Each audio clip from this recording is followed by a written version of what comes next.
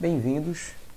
Vamos falar um pouco nesse curso sobre noções de propriedade intelectual e inovação tecnológica.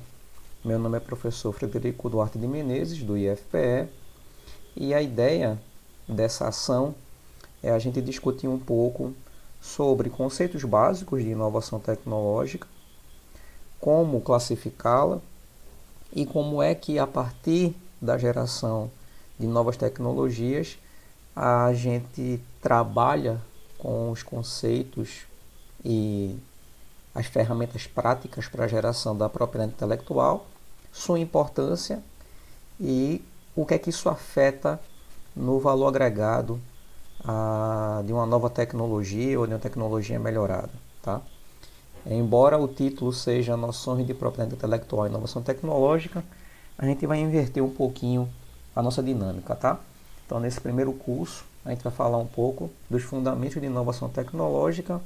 Para a nossa segunda parte, a gente discutir mais a fundo os conceitos de propriedade intelectual e, por fim, trabalhar um pouco na parte prática de como levantar informações em bancos de patente para dar subsídios às nossas pesquisas aplicadas e verificar tendências se uma dada tecnologia ela é interessante para ser desenvolvida ou melhorada e o grau de aceitabilidade do mercado ou da sociedade para o uso daquela tecnologia. Então vamos lá. Então primeiro, antes da gente começar a falar sobre inovação, a gente precisa separar ou pelo menos ter uma definição clara em mente do que é pesquisa básica e pesquisa aplicada. Tá? De maneira bem simples, esse curso ele também não tem o objetivo e nem o foco em abranger todos os conceitos a respeito do que é pesquisa, do que é inovação, do que é propriedade intelectual.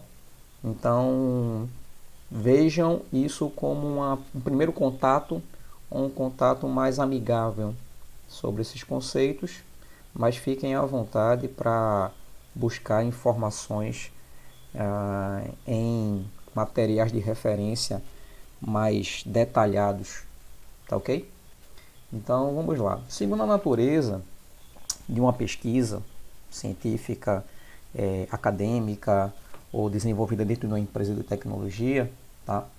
A noção de pesquisa ela pode ser dividida em dois grandes ramos. A pesquisa básica, cujo objetivo é gerar conhecimentos novos, úteis para o avanço da ciência, sem um foco em uma aplicação prática prevista, ou seja, a pesquisa básica ela não é direcionada para um problema específico ou para o desenvolvimento de uma tecnologia idealizada, tá? É basicamente a geração do conhecimento pelo conhecimento para o avanço da ciência. Ela envolve as chamadas verdades e interesses universais. Então, a pesquisa básica ela não tem uma especificidade para a geração de conhecimento para uma população A, B ou C. Então, normalmente são questões de interesse universal para toda a humanidade. Ela é feita para aumentar o conhecimento sobre um dado assunto, sem que se tenha na pesquisa uma aplicação imediata, como a gente citou previamente. Aplica o conhecimento pelo conhecimento e busca o conhecimento para a difusão deste na comunidade. E hoje a gente abrange a comunidade, não apenas a comunidade acadêmica, mas a sociedade como um todo. Né?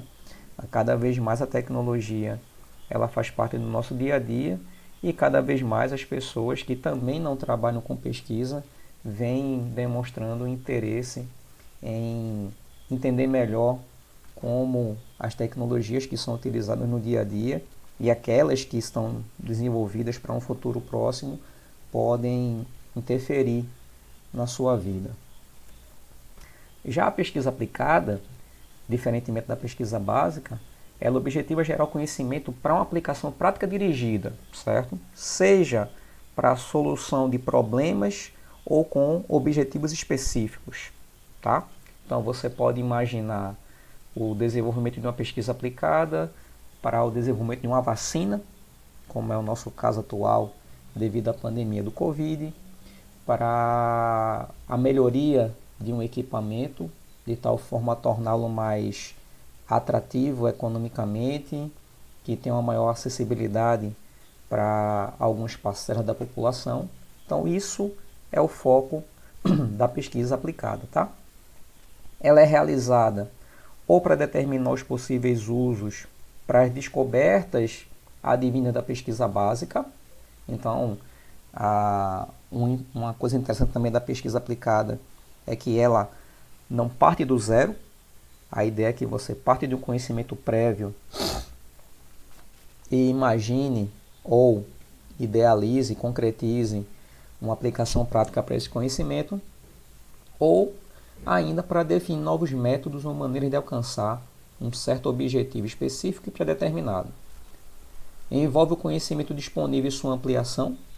Então a gente tem sempre que estar se atualizando sobre o que é que já se tem de conhecimento a respeito de um dado domínio, como a química, a física, a matemática, a eletrônica, a computação, e como é que a gente pode aplicar isso e ampliar essa base de conhecimento. Aplica o conhecimento visando utilidade econômica e social, certo?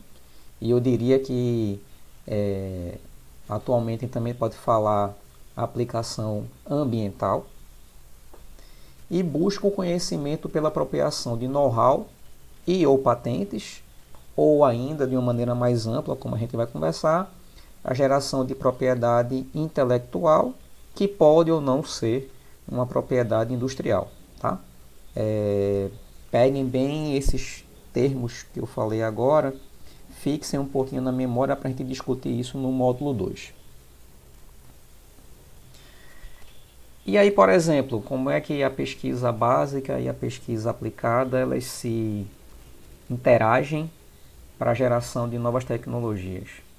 Vamos pegar, por exemplo, o desenvolvimento da mecânica quântica no início do século XX e como ela foi essencial para o desenvolvimento de vários ramos de geração de tecnologia, como é o caso da eletrônica, certo? Então, a partir desses conhecimentos básicos, por exemplo, na década de 50, esse mesmo conhecimento adquirido pelos estudos iniciais de mecânica quântica foi usado de forma aplicada para o desenvolvimento do início da microeletrônica. Aqui nós temos um esboço do que seria um primeiro transistor funcionando de forma rudimentar, mas é um protótipo funcional. E aqui ao lado, como é que isso deu suporte para o desenvolvimento, por exemplo, dos computadores modernos. E aí, imaginem atualmente o desenvolvimento também dos computadores quânticos. Então, tudo partiu, a princípio, dos estudos iniciais de mecânica quântica, tá? E no decorrer das décadas, pesquisadores no mundo inteiro, eles vêm traduzindo esse conhecimento básico em aplicações práticas para a resolução de diversos problemas, né? Um outro exemplo de como é que a pesquisa básica ela direciona de maneira radical o desenvolvimento de novas tecnologias. Nós temos aí, por exemplo, a redescoberta do grafeno em 2004. Né? O grafeno inicialmente ele já se tinha, os pesquisadores já se tinham uma noção da existência, mas nada comprovado experimentalmente.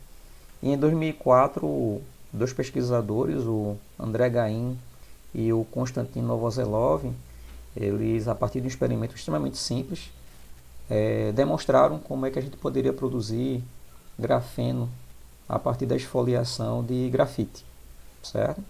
Essa pesquisa, inclusive, gerou o Prêmio Nobel de Física para eles em 2010 e, novamente, o conhecimento básico sobre um dado material existente na natureza nos gera hoje a possibilidade de produzir as chamadas superbaterias, né? Então, baterias que carregam e descarregam de maneira extremamente rápida e com um elevado tempo de vida para poder você ter, por exemplo, o desenvolvimento atual de veículos elétricos, certo? Então, a pesquisa básica ela está sempre interagindo com a pesquisa aplicada e vice-versa, e ambas andam de mãos dadas para a geração da inovação. E aí, uma vez que a gente entende o que é pesquisa básica e pesquisa aplicada, aí vem a pergunta: o que é inovação? Muitas pessoas confundem inovação com invenção. Ah, mas porque inovar é inventar uma coisa nova ou melhorar uma coisa existente. Mas existem pequenas nuances que diferenciam o que é invenção da inovação. Então, vamos pacificar alguns termos aqui. A invenção, ela pode gerar a inovação, mas nem toda invenção ela é uma inovação. Mas toda inovação ela parte de uma invenção ou de uma melhoria de uma invenção existente. Vamos esclarecer isso de maneira melhor. A invenção a gente pode definir como o desenvolvimento de uma ideia, a concretização, certo, dessa ideia na forma de um processo ou de um produto novo ou na adaptação de algo já existente. Só que até esse momento da concretização da ideia, o ato de inventar ele não vislumbra, por exemplo, uma dimensão econômica ou social. Então, não necessariamente se inventa algo pensando em quanto aquela invenção vai custar para ser desenvolvida ou comercializada, ou como é que aquela invenção ela vai ser absorvida pela sociedade. Nesse ponto, a gente tem que também pacificar alguns termos, tá? Muitas pessoas também confundem descoberta com invenção. Como a gente falou, a invenção é o desenvolvimento de uma ideia. Então, a descoberta não pode ser, a princípio, utilizada como o termo que indica a invenção. Ou seja, eu não posso falar que algo descoberto foi algo inventado. Diferentemente da invenção, a descoberta ela é a revelação de algo até então ignorado, mas que já existia na natureza, certo? E essa descoberta ela depende muito da capacidade de observação do ser humano. Por exemplo, ninguém inventou a gravidade, mas alguém formulou leis físicas que descreviam até um certo grau de detalhamento o comportamento da gravidade. Propriedades físicas e químicas de um material, se ele já existe na natureza, não foram inventadas pelo homem, elas foram basicamente descobertas, tá? E a invenção, na verdade, ela pode ser também encarada como a concepção resultante dessa capacidade de criação do homem a partir da observação de fenômenos naturais. Nós temos aí 3 exemplos, tá? O que é uma luneta ou um telescópio? É basicamente uma invenção advinda de conhecimentos prévios de observação da ótica geométrica, do fenômeno de interação da luz com materiais como o vidro, o quartzo, e que dependendo de determinados ajustes você consegue, por exemplo, amplificar uma imagem obtida no espaço, né? Num céu estrelado. A aspirina, que também é algo bem curioso, é um medicamento amplamente utilizado, advindo de uma observação de que determinadas plantas produziam uma substância que, quando ingerida, ela diminuía dor de cabeça. Atualmente também já se sabe que esse medicamento auxilia na prevenção de problemas cardíacos, mas a substância química que faz parte da composição desse medicamento, ela não foi inventada, ela foi descoberta dentro de uma planta e no segundo momento reproduzida em laboratório, né? Então foi feita uma síntese laboratorial para a produção em larga escala desse princípio ativo. E um outro exemplo extremamente importante do ponto de vista histórico do que são invenções é a dinamite, certo? Então a dinamite utilizada em minas, processos de demolição, ela foi inventada por um inventor famoso, chamado Nobel, e ele observou que determinadas combinações do princípio, vamos dizer assim, o princípio ativo da dinamite, a nitroglicerina, tornava essa mistura mais estável. Então se poderia manipular um explosivo de maneira mais segura. E a partir dessas combinações, ele desenvolveu um explosivo seguro, amplamente utilizado até hoje. Tá? Parando aqui, só para poder chamar a atenção, se vocês não sabem quem é o Alfred Bernard Nobel, eu aconselho vocês darem uma paradinha aqui no vídeo e dar uma pesquisada na história dele, tá? Porque é esse cara que aparece na medalha do Prêmio Nobel entregue para os mais renomados cientistas no mundo, tá? Então foi a trajetória de vida do Alfred Bernard Nobel que deu origem ao prêmio da Academia de Ciências, chamado de Prêmio Nobel, tá? E agora vamos falar um pouquinho de inovação. Então a gente entendeu o que é invenção, entendemos que há uma diferença entre descoberta e invenção, e agora vem o que seria a inovação. A inovação, ao contrário da invenção, ela pressupõe, primeiro, a aplicação prática de um invento na sociedade, permitindo o emprego de recursos econômicos para o desenvolvimento desta invenção e a produção em uma determinada escala para o consumo da sociedade, e o que implica em produção, circulação e consumo da tecnologia. Diferentemente da invenção propriamente dita, a inovação ela só é útil se ela for consumida em um dado momento pela sociedade. Então não adianta a gente focar em gerar inovação sem que haja, primeiro, uma necessidade de uso daquela tecnologia e que realmente a sociedade absorva aquela tecnologia no seu dia a dia, seja numa escala maior ou menor, para um público específico, mas que haja esse consumo. E, como já citado, a inovação ela preconiza o uso de recurso econômico. Então, há um viés aí da necessidade de você ter uma valorização ou uma valoração do seu invento do ponto de vista de mensurar o quão caro ou barato é o custo de produção e o quão você consegue captar de recurso a partir da produção e circulação desse produto para a sociedade. Entendendo agora as diferenças entre invenção e inovação, a gente agora pode falar um pouco mais sobre o que é a chamada inovação tecnológica, né? A inovação tecnológica, ela é uma inovação, mas ela tem um conceito um pouco mais restrito e direcionado, certo?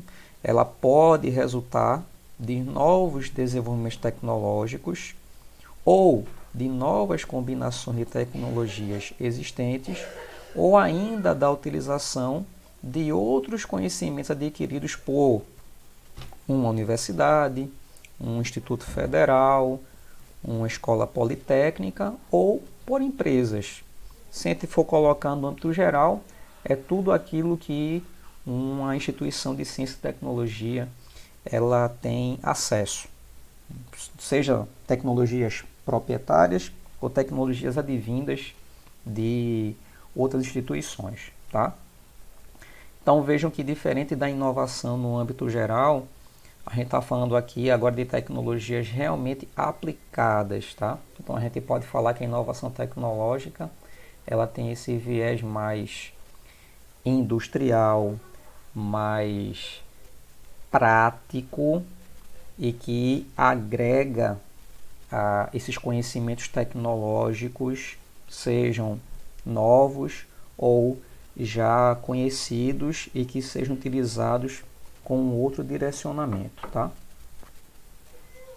Quais são as atividades básicas ligadas à inovação tecnológica? A inovação tecnológica hoje, se você buscar em qualquer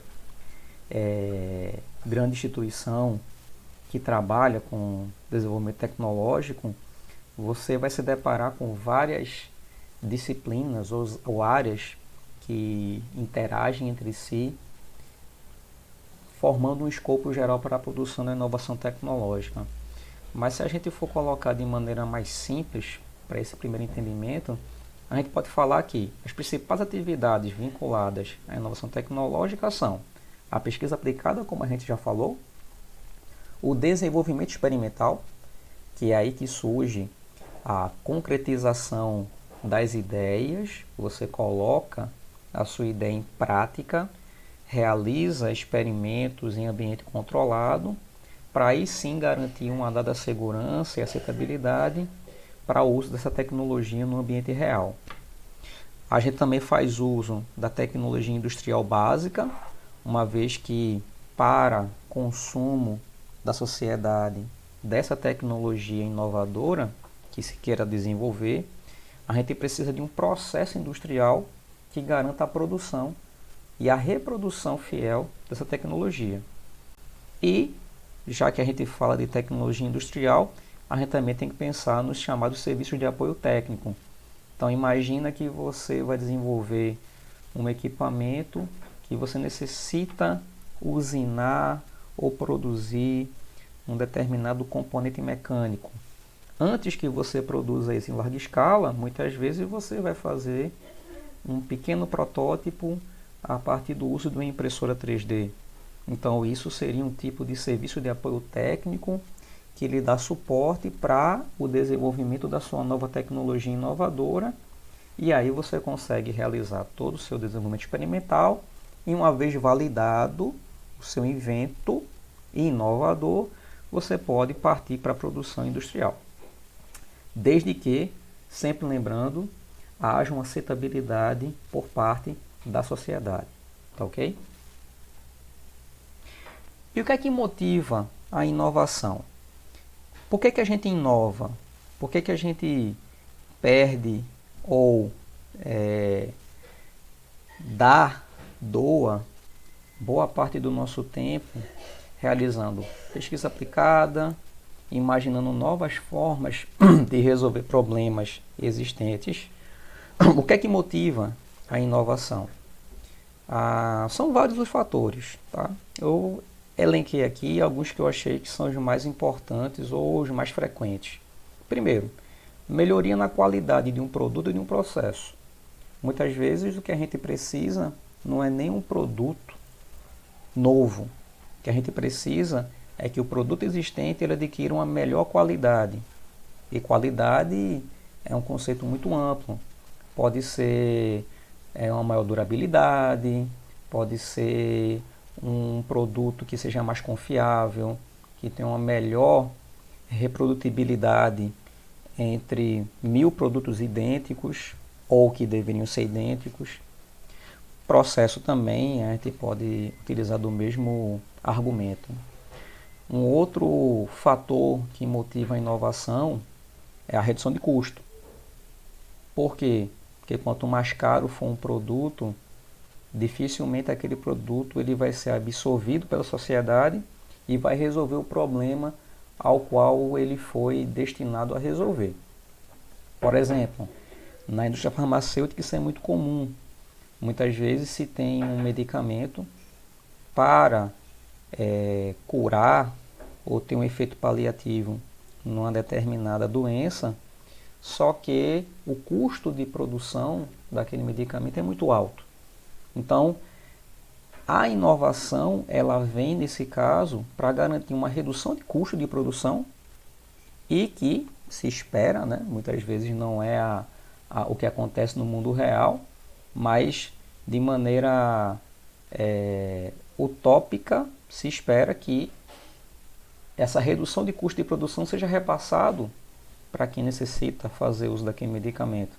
Então, se você trabalha na melhoria de um processo produtivo de um medicamento, reduzindo o custo e mantendo a qualidade, isso é uma grande inovação.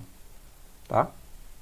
Outro fator que motiva a inovação, a geração de novas funcionalidades para algo já existente. Por exemplo, o grande boom dos smartphones.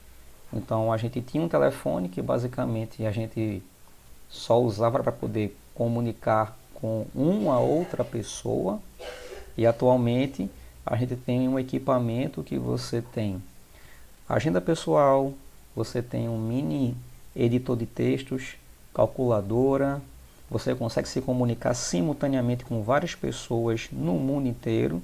Então a inovação ela também visa muitas vezes trazendo novas funcionalidades para aquilo que a sociedade já usa no seu dia a dia, certo? Permitir escalabilidade também é um outro fator, é um outro combustível para o desenvolvimento da inovação. Então, você tem algo que, pelo crescimento populacional, você já não consegue suprir a demanda daquele produto, ou daquele serviço, ou daquele processo, e você necessita aumentar a escalabilidade de produção. Exemplo, comida, certo? Quanto maior a população mundial, maior a necessidade de produção de alimento. Então, a gente trabalha muito no Brasil, por exemplo, com inovação tecnológica que garante uma maior escalabilidade na produção de alimentos. A Embrapa, por exemplo, é uma referência mundial na melhoria e no desenvolvimento de inovação tecnológica para o setor agropecuário. O crescimento populacional, como eu já falei, é algo que realmente motiva muito a inovação. Primeiro porque quanto mais pessoas, maior a necessidade de determinados produtos e serviços, e quanto mais pessoas, mais complexa é a coexistência dessas pessoas em determinados ambientes, como por exemplo os grandes centros populacionais, as grandes metrópoles. E aí advém inovação de mobilidade urbana, serviços de atendimento a uma maior quantidade de pessoas de maneira eficiente. A prova de fogo que nós tivemos aí no nosso contexto atual da pandemia do Covid, onde 90% das pessoas estão ainda em quarentena ou tiveram que ficar em quarentena com isolamento social, e houve uma demanda crescente de novos serviços de atendimento a essas pessoas, como entrega de produtos, como medicamento, comida, o transporte teve que se adaptar também a esse novo contexto. Enfim, o crescimento populacional, de uma maneira geral, ele é uma grande mola propulsora da inovação tecnológica. E, por fim, a questão de novos mercados ou mercados pouco explorados. Então, muitas vezes, a mudança de comportamento da sociedade gera novas oportunidades de mercado, e que, para você conseguir se inserir, você tem que necessariamente trabalhar com inovação tecnológica. Tá? E vários outros fatores que motivam o desenvolvimento da inovação. Sempre lembrando o foco na resolução de problemas, seja um problema de âmbito global, nacional, regional, municipal, mas que se resolva ou que se almeje resolver o problema de um dado grupo de pessoas ou de indivíduos de uma maneira ampla. E aí, como é que a gente pode classificar a inovação? Existem várias formas de se classificar a inovação, vários estudos, tá? O que a gente vai discutir aqui é aquele core, são aquelas classificações bem estabelecidas e que facilita a nossa visão quanto a como trabalhar e como identificar os diferentes tipos de inovação. De maneira ampla, nós temos dois grandes ramos de desenvolvimento da inovação tecnológica, a chamada inovação incremental e a inovação disruptiva. A inovação incremental a gente pode pensar como sendo pequenas melhorias que a gente faz em cima de um produto, de um processo, e que geram melhorias do ponto de vista de uso, de custo, de qualidade daquele objeto, daquela entidade que se está melhorando. Exemplo, a evolução dos carros. Então, cada nova pequena melhoria no veículo, como diminuição do consumo de combustível, diminuição da emissão de poluição, carros mais seguros, são pequenas inovações que vão incrementando a qualidade daquele veículo, mas que não geram necessariamente a criação de um novo veículo do zero ou uma mudança extremamente radical, o que é o caso da inovação disruptiva. Tá? Diferentemente da inovação incremental, a disruptiva é aquela mudança radical. É aquele tipo de inovação que você se pergunta, poxa, eu nunca vi algo parecido na história como esse novo produto. Então isso é uma inovação radical. Tá? E muitas vezes a inovação radical ela vem atrelada a uma nova mudança de comportamento da sociedade. Muitas vezes a sociedade ela tem que se adaptar para fazer uso daquela inovação disruptiva, daquela inovação radical, porque ninguém nunca tinha se deparado com algo semelhante, certo? Então nós temos aí, de uma maneira mais simples, dois grandes ramos da inovação, a inovação incremental e a inovação disruptiva. Do ponto de vista de como e onde aplicar a inovação, aí nós temos inovação de produto, a geração de novos equipamentos, a melhoria dos equipamentos, inovação de processos, o que é muito comum dentro das indústrias, a própria inovação de mercado, que aí vem com a questão da mudança comportamental das pessoas, mudança de estruturas organizacionais, sejam em empresas, sejam em entidades públicas, escolas, certo? Então, nós temos esse tipo de classificação de inovação, produto, processo, mercado, estrutura, e do ponto de vista de interação das entidades que geram inovação com as entidades que vão permitir escalabilidade ou consumir aquela inovação, nós temos ainda a classificação da inovação fechada, que é uma inovação clássica, onde uma dada instituição de ciência e tecnologia ela desenvolve a inovação de maneira isolada e a partir da seleção das melhores invenções obtidas a partir desse processo de inovação, ela seleciona qual é que ela vai jogar para o mercado. Mas isso sem muita interação de agentes externos, o que é diferente da inovação aberta, que é um contexto mais atual e que, do ponto de vista de curva de aprendizado ou de velocidade de geração de novas tecnologias, ela é muito mais ágil do que a inovação clássica. Tá? Só para exemplificar aqui, como é que a gente pode entender o que é inovação fechada e inovação aberta. Então, na inovação fechada, toda a parte de pesquisa e desenvolvimento, ela não interage com nenhuma entidade externa.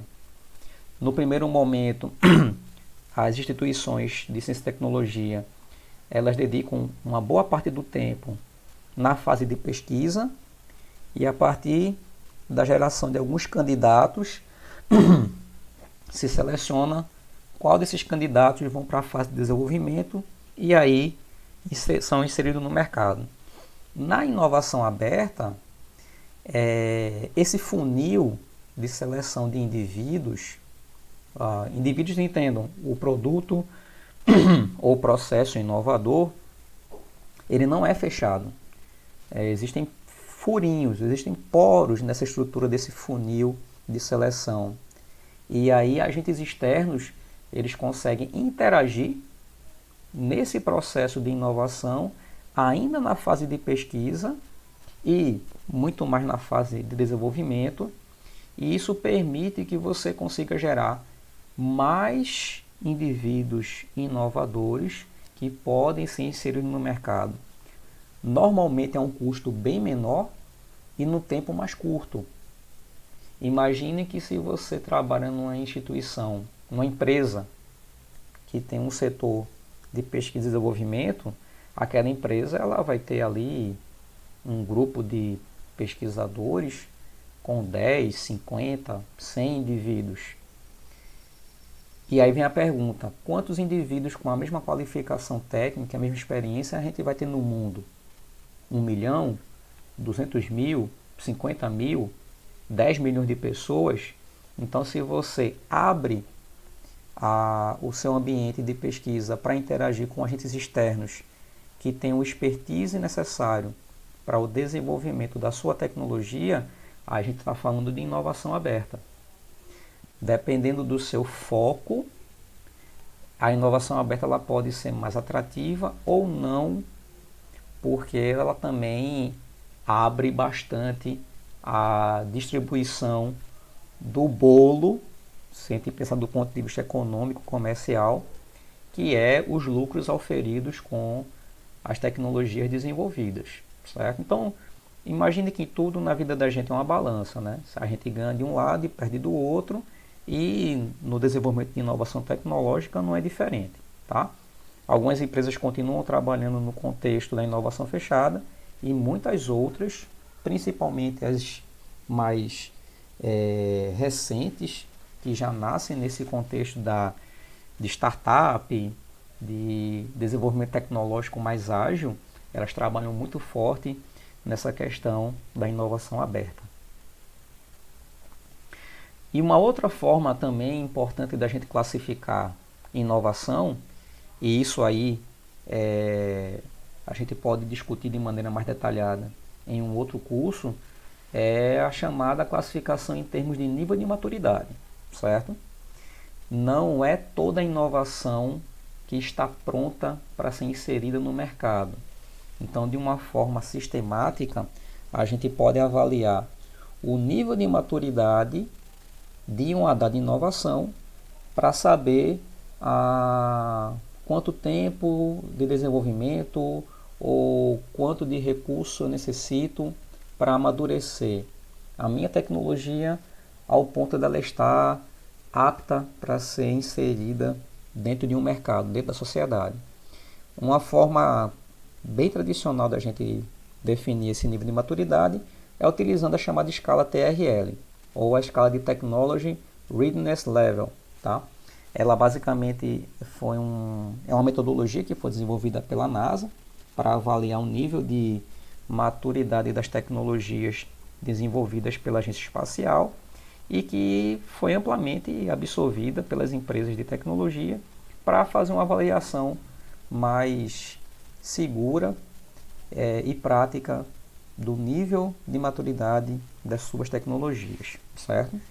É uma escala que normalmente ela vai de 1 a 9, então o nível TRL1 diz respeito basicamente à pesquisa básica, então é um nível de maturidade que está situado nos princípios básicos observados e reportados na literatura, e vai até o nível 9, que seria o sistema, o teu produto, o teu processo, ele já operando, comprovado em todos os aspectos da sua missão operacional, ou seja, do seu objetivo inicial de ter sido desenvolvido, certo?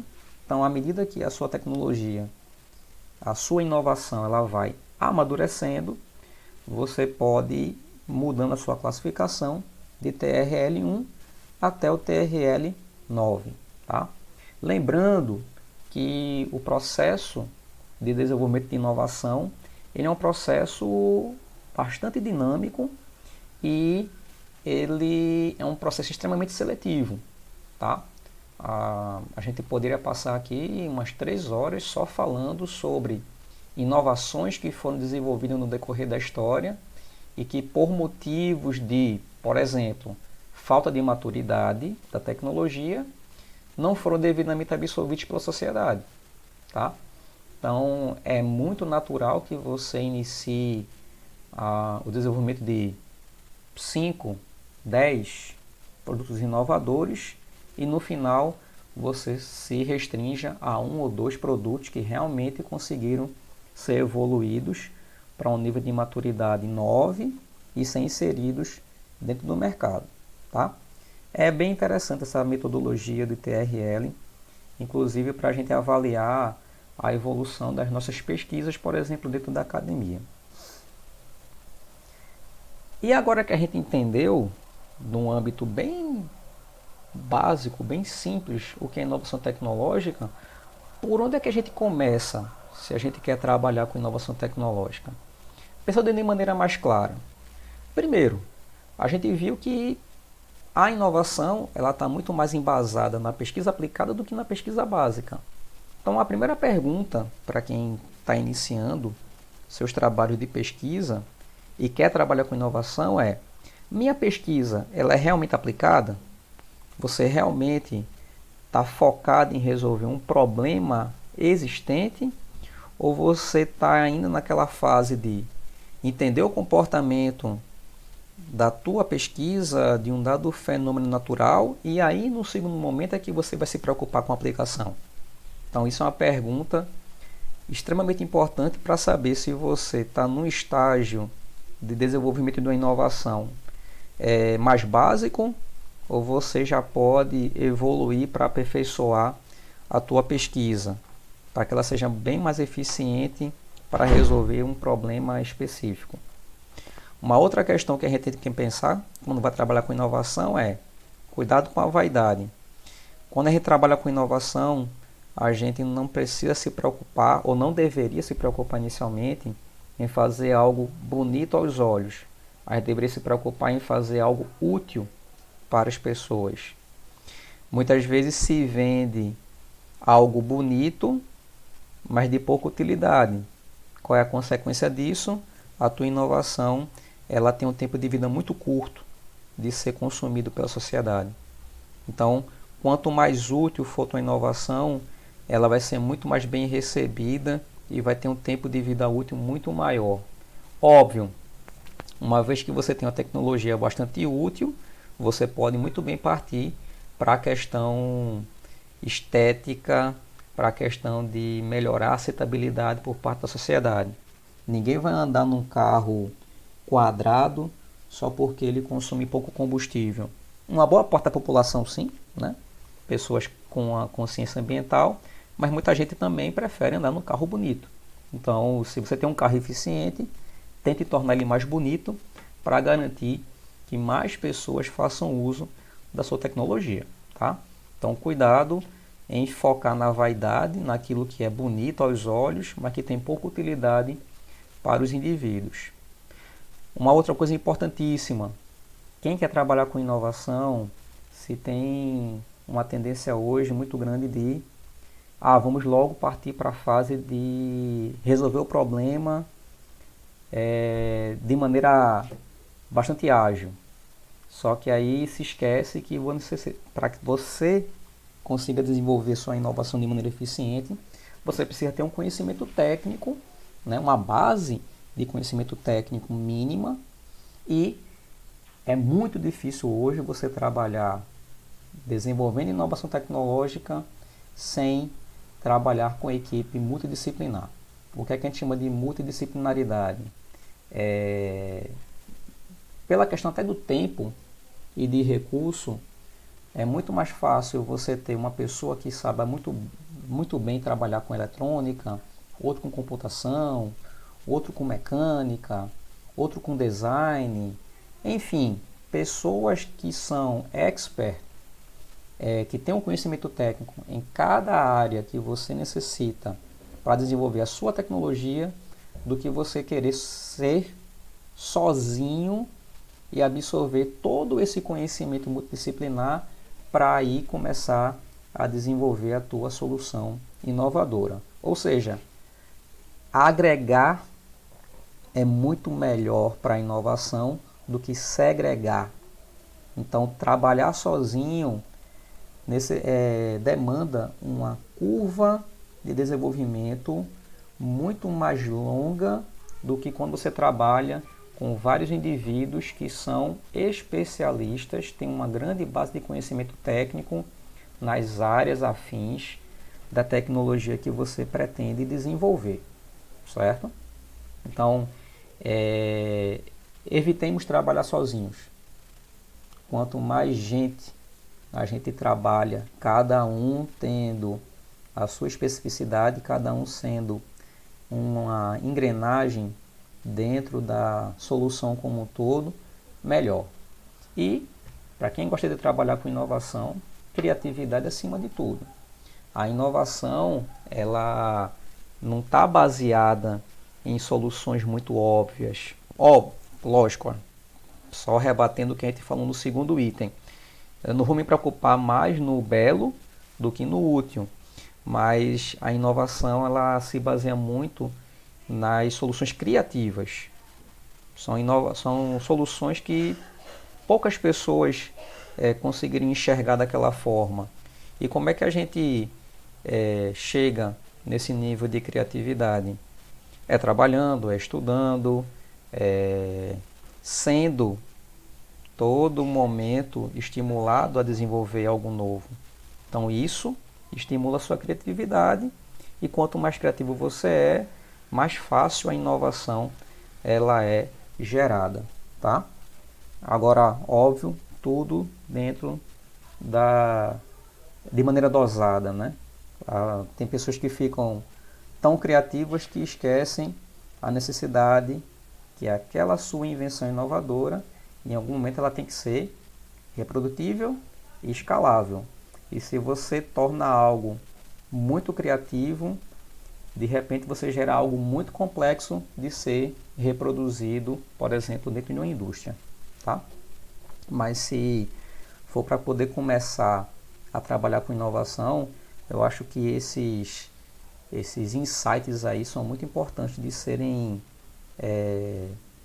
utilizados como guias, tá? E onde é que a gente pode buscar mais informações para a gente realmente trabalhar com inovação tecnológica? De maneira clássica, artigos científicos são uma boa fonte de informação, pero não mútil, porque muitas vezes no artigo científico o foco é o resultado da pesquisa e não como a pesquisa foi desenvolvida. Muitas vezes a gente se depara com a descrição da metodologia experimental de um artigo científico muito rasa, e isso dificulta a reprodução daquele experimento em laboratório.